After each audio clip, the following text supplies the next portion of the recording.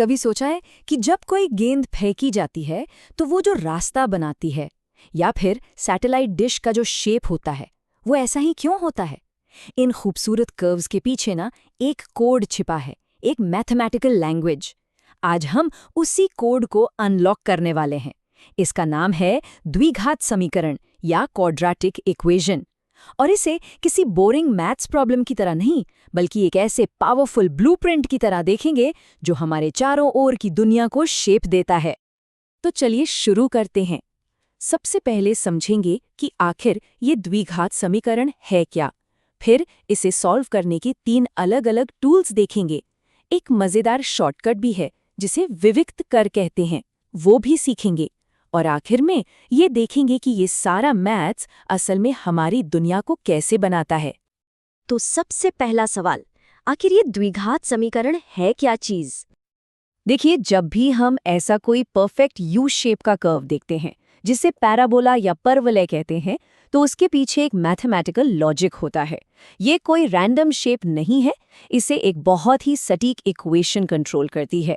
तो सवाल ये है कि वो कोड क्या है। चलिए इसे बिल्कुल आसान भाषा में समझते हैं।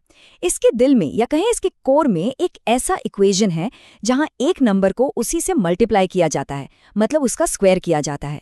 ये एक पहेली की तरह है जो पूछ रही है, भाई वो कौन सा नंबर है जिसका स्क्वायर करके और उसमें कुछ और चीजें जोड़कर एक खास रिजल्ट मिलता है। अब आते हैं इसकी फॉर्मल डेफिनेशन पर। यह है इसका ब्लूप्रिंट, ax² + bx + c = 0। यहाँ x वो है जिसे हमें ढूंढना है, हमारा अननोन, और a, b और c वो नंबर्स हैं जो इस इक्वेशन को इसका अनोखा शेप देते हैं। और सबसे ज़रूरी नियम, a कभी भी 0 नहीं हो सकता। क्यों? क्योंकि इसी x² वाले हिस्से की वजह से तो ये द्विघात या क्वाड्रेटिक कहलाता है। ठीक है, तो अब ये तो पता चल गया कि ये है क्या, पर इसे सॉल्व कैसे करें? इसे ऐसे सोचिए जैसे किसी कारीगर का टूल बॉक्स होता है ना? अलग अलग काम के लिए अलग अलग औजार चाहिए होते हैं। बिल्कुल वैसा ही द्विघात समीकरणों के साथ भी है।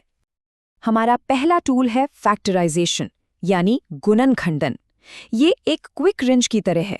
अगर सही प्रॉब्लम हो तो ये बहुत तेज, सिंपल और एकदम परफेक्ट काम करता है। चलिए देखते हैं ये काम कैसे करता है। इक्वेशन है x² - 5x + 6 = 0। हमें बस 2 ऐसे नंबर खोजने हैं जिन्हें मल्टीप्लाई करें तो +6 आए और जिन्हें जोड़ें तो -5 आए। कौन से होंगे? -2 और -3। तो हम इक्वेशन को फिर से लिखते हैं, x - 2 गुणा x - 3 = 0। और बस हो गया काम। इसका मतलब या तो x = 2 है या फिर x = 3। Problem solved. लेकिन ये जो हमारा क्विक रिंच है ना, ये हमेशा काम नहीं करता। अब इस प्रॉब्लम को देखिए, x² - 2x + 2 = 0। क्या होगा इसका? सोचिए, कोई 2 रियल नंबर्स हैं जिन्हें मल्टीप्लाई करने पर 2 आए और जोड़ने पर -2? नहीं है। बस यहाँ हमारा पहला टूल फेल हो जाता है और अब हमें अपने टूल बॉक्स में कोई दूसरा औजार ढूंढना पड़ेगा। तो पेश है हमारा दूसरा टूल, वर्ग को पूरा करना या कंप्लीटिंग द स्क्वायर। इसे एक प्रिसिजन टूल की तरह समझिए। इसमें स्टेप्स थोड़े ज़्यादा हैं, ये ज़्यादा मेथोडोलॉजिकल है, पर ये उन प्रॉब्लम्स को भी हैंडल कर लेता है जहां फैक्टराइजेशन काम नहीं आता। इसका मकसद है इक्वेशन को एक परफेक्ट स्क्वायर में बदलना, जिससे उसे सॉल्व करना आसान हो जाए। ये रहा एक एग्जाम्पल। शुरू करते हैं x² + 6x + 5 = 0 से। पहले तो हम कांस्टेंट को दूसरी तरफ ले जाते हैं, तो ये हो गया x² + 6x = -5। अब जो x वाला टर्म है यानी 6, उसका आधा लेते हैं जो हुआ 3, फिर उसका स्क्वायर करते हैं जो हुआ 9, और इस 9 को दोनों तरफ जोड़ देते हैं। इससे हमें एक परफेक्ट स्क्वायर मिल जाता है, x + 3 होल स्क्वायर = 4। अब बस स्क्वायर रूट लेना है और हमें अपने जवाब मिल गए, x = -1 या x = -5। और अब बारी है हमारे टूल बॉक्स के सबसे आखिरी और सबसे पावरफुल टूल की, द क्वाड्रेटिक फॉर्मूला यानी द्विघात सूत्र। ये मास्टर की है। ये हर एक, जी हाँ, हर एक क्वाड्रेटिक इक्वेशन पर काम करता है बिना फेल हुए। ये यूनिवर्सल सॉल्यूशन है। तो बात बस इतनी सी है, कोई भी क्वाड्रेटिक इक्वेशन हो, बस उसमें से a, b और c की वैल्यूज निकालिए, इस फॉर्मूले में डालिए और ये आपको सीधा जवाब दे देगा। ये पावरफुल है, भरोसेमंद है और जब कुछ और काम ना आए तो यही सबसे अच्छा दोस्त है। अच्छा, अब जब हमारे पास टूल्स आ गए हैं तो एक प्रो टिप भी ले लीजिए। ये एक सीक्रेट शॉर्टकट है जो उसी मास्टर की यानी क्वाड्रेटिक फॉर्मूला के अंदर ही छिपा हुआ है। उस फॉर्मूले में जो स्क्वायर रूट वाला हिस्सा है उसके अंदर देखिए b² - 4ac। इसी को कहते हैं डिस्क्रिमिनेंट या विविक्त कर। अब इस छोटी सी चीज के बारे में सबसे मजेदार बात यह है कि ये आपको पूरा इक्वेशन सॉल्व करने से पहले ही बता सकता है कि जवाब कैसा आने वाला है। ये बहुत सिंपल है। अगर ये डिस्क्रिमिनेंट पॉजिटिव है तो दो अलग अलग रियल जवाब मिलेंगे। अगर ये 0 है तो सिर्फ एक ही रियल जवाब मिलेगा और अगर ये नेगेटिव है तो कोई रियल जवाब नहीं मिलेगा। ये आपको फौरन बता देता है कि क्या उम्मीद करनी है। इसे एक और तरीके से भी सोच सकते हैं।